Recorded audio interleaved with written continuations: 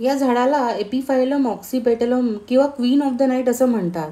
हे एक south American झाड असून त्याला येणाऱ्या सुंदर फुलांसाठी ते भारतात आणलं गेलं. ही फुलं रात्री उमलतात. यामध्ये काही दिवसा उमलणाऱ्या कलरफुल व्हेरायटीज पण आहेत. याचं सगळ्यात कॉमनली दिसणारं फूल हे पांढऱ्या रंगाचं असतं.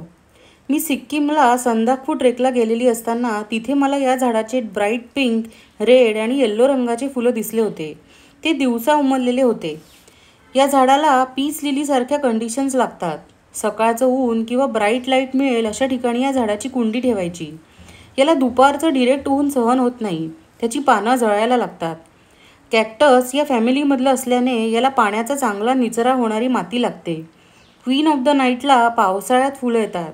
त्यामुळे पावसाळ्याच्या सुरुवातीला त्याला चांगलं कुजलेलं शेणखत घालायचं किंवा NPKचा फवारा करायचा.